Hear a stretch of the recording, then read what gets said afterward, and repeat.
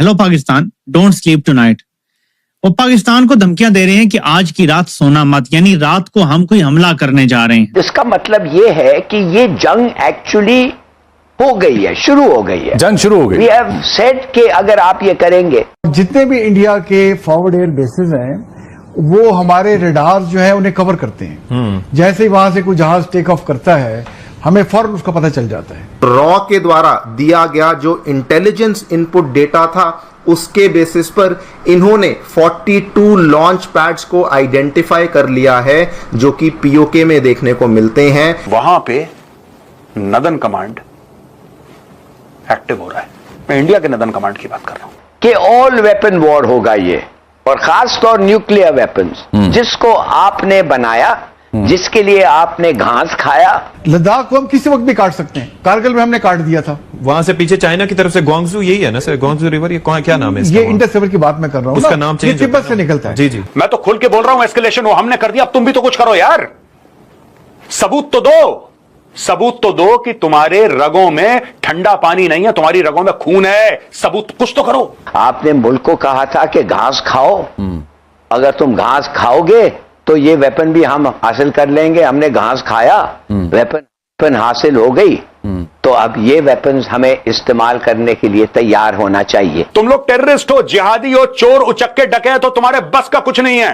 मैं तुम्हारे मुंह पे कह रहा हूं, तुम्हारा आर्मी चीफ चोर है। जब तक पाकिस्तान आर्मी वालों को नहीं मारेंगे, उनके ब्रिगेड हेडक्वार्टर पे, उनके कोर हेडक्वार्टर्स के ऊपर जब तक आप बम नहीं गिराएंगे, जब तक इनके ऑफिसर्स नहीं मरेंगे, तब तक इनको बात समझ में नहीं आएगी।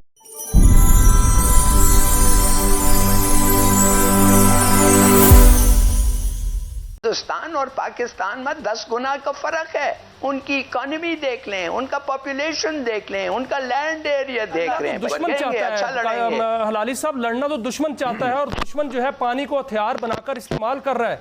क्या हमें बगलेहार 1, बगलेहार 2, वुलर बिराज, दुल हस्ती और दीगर जो उनके नाजायज मंसूबे हैं उनको हिट नहीं करना चाहिए फिर? क्योंकि हम पर जंग तो वो मुसल्लत कर रहा है, वेपन तो वो बना रहा है पानी को।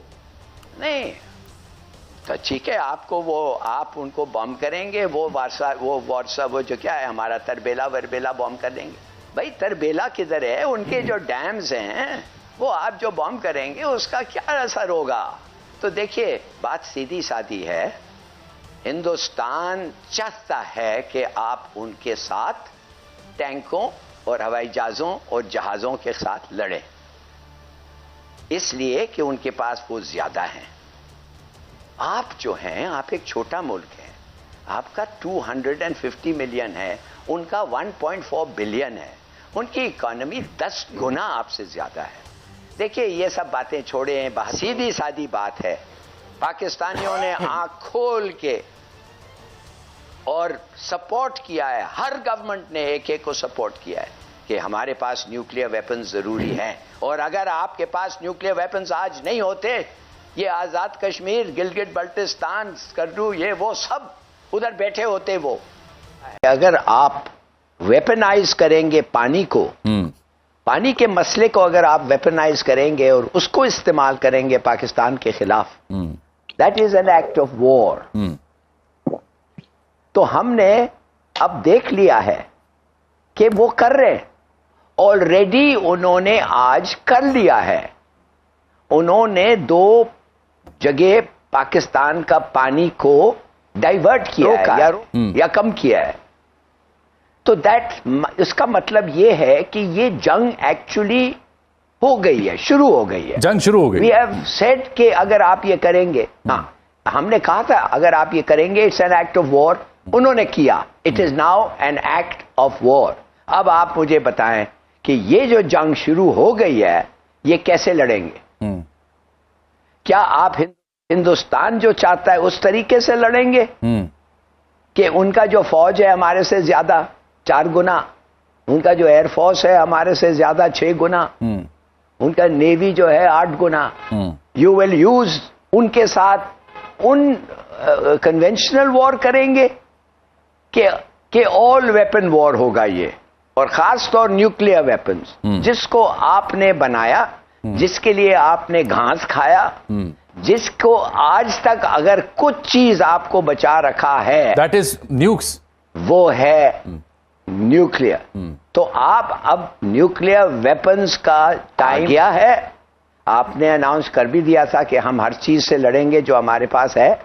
आपने मुल्क को कहा था कि घास खाओ, अगर तुम घास खाओगे तो ये वेपन भी हम हासिल कर लेंगे। हमने घास खाया, वेपन हासिल हो गई, तो अब ये वेपन्स हमें इस्तेमाल करने के लिए तैयार होना चाहिए। क्या इंडिया ये मानेगा? देखिए, एक ही तरीका है इंडिया को हराना। वो क्या तरीका है? बात कर रहे हैं आपने हलाली साहब बड़ा अच्छा कंपैरिजन किया कि कन्वेंशनल जो वॉरफेयर है उसमें तो उनकी अददी बर्तरी है, उनके पास मैन पावर की बर्तरी है। तो आप कह रहे हैं कि नॉन कन्वेंशनल और जो आपका सबसे इंपॉर्टेंट टूल है दैट इज न्यूक्लियर टूल, आप कह रहे हैं वो बाकी रह गया, उसके अलावा बाकी ऑप्शंस में हम शायद उनको बीट ना कर सकें, ये कह रहे हैं आप?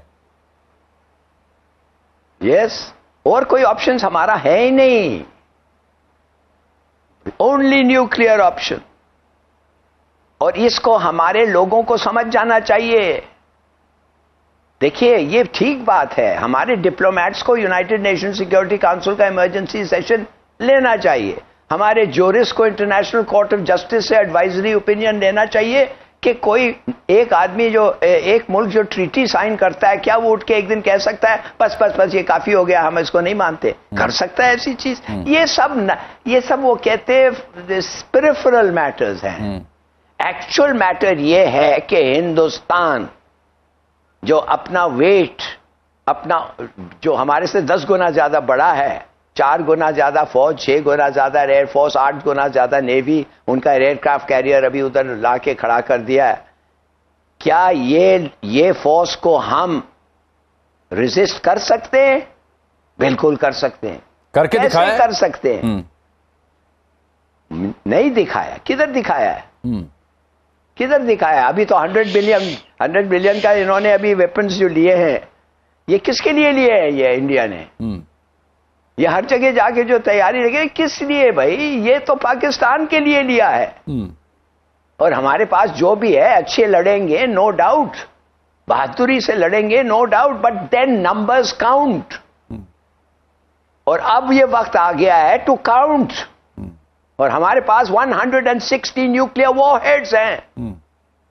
एक ही तरीका है हिंदुस्तान को जीतने से रोकना, एक ही तरीका। जैसे एक ही तरीका है यूक्रेन को, रूस को रोकने के लिए, मगर यूक्रेन ने अपना वेपन्स दे दिया है। It has surrendered it's nuclear weapons. और they are paying the price. तरीका एक ही है, न्यूक्लियर वेपन्स।